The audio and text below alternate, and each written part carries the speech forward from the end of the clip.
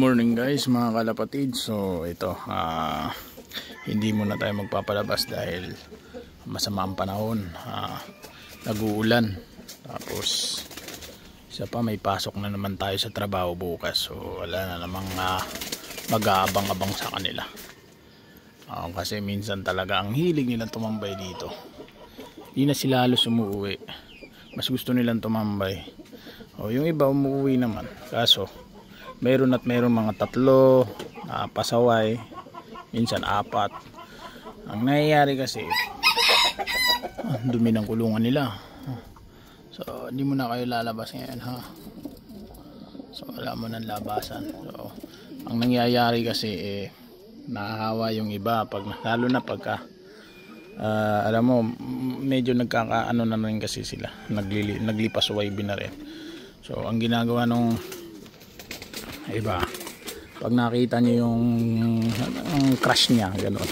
Kumbaga sa tao. Naipit yung paan na itong isa. Naipit yung paan niya. Nakalis na. So ang nangyayari kasi, pag nakita ng isa yung gusto niyang ibon, nakadapo dyan, nangyayari, nakahawa siya, hindi na rin siya umuwi, sinusundan na niya.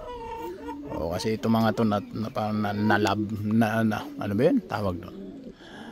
Nabubulol na ako. So ang tawag parang nalab at first sight ba? Hindi. Na-develop na lang sa isa't isa. Kasi love at first sight, unang mahal mo na agad sa unang kita, di ba? So ito kasi mga to, sila na yung magkakasama. Ito kasi matatanda na itong mga breeder. Tinutukoy ko yung mga nandito. So dahil matatagal na sila magkasama ngayon, nung kakaedad na sila, na-inlove na sila sa isa't isa.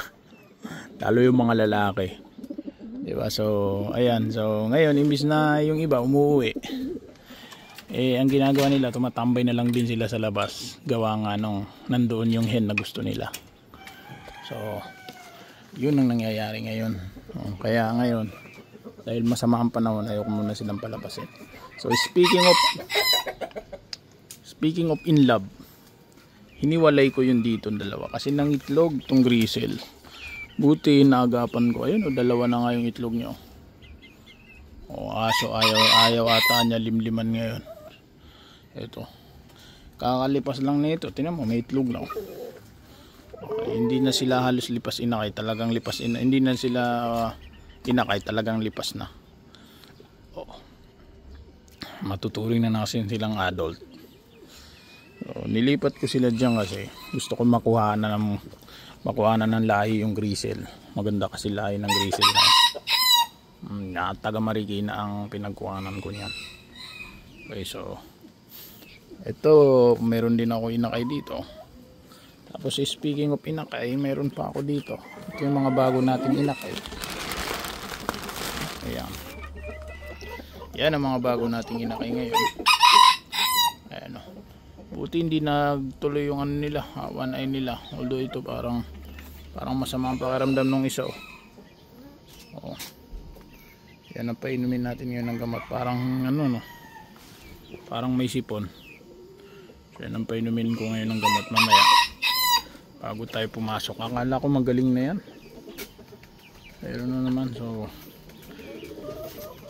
yan ang bago ko ngayon na mga inakay. Hindi niya anak lahat yan. Yung isa dyan pinampong ko sa kanya kasi binubugbog doon. Tapos meron pa ako dito, binubugbog din doon sa loob. Ayan naman siya. So pag may napadaan dito na taga sa amin, or kahit hindi taga sa amin, napadaan lang dito sa lugar ko, gustong kumuha ng ibon ito, ibibigay ko tong inakay na to sa kanya. Pati ito may inakay din to So yan, bigay ko na lang din yan sa kanya. Kasi babawas naman, total nagbabawas naman ako ngayon. So paunahan na lang kung sino mapadaan dito. Kahapon may bata na gusto daw dumaan nag-comment pa sa YouTube ko. Nabangan ko, hindi naman pumunta.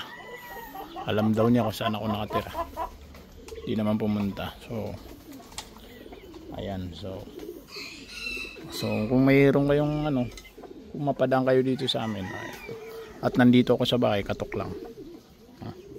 Hindi naman tayo maramot. So ngayon ang gagawin ko ngayon, maglilinis ng konti dahil tayo may pasok na bukas. So ito, lilinisin ko to, pati itong mga nasa baba. Ayan. So yun lamang po guys, pasubscribe po sa mga bago sa channel ko. Malaking bagay po ito sa akin. At sa mga datiyan na, maraming salamat po sa patuloy na panonood ng ating channel. And so yun lamang po, and God bless po sa inyong lahat.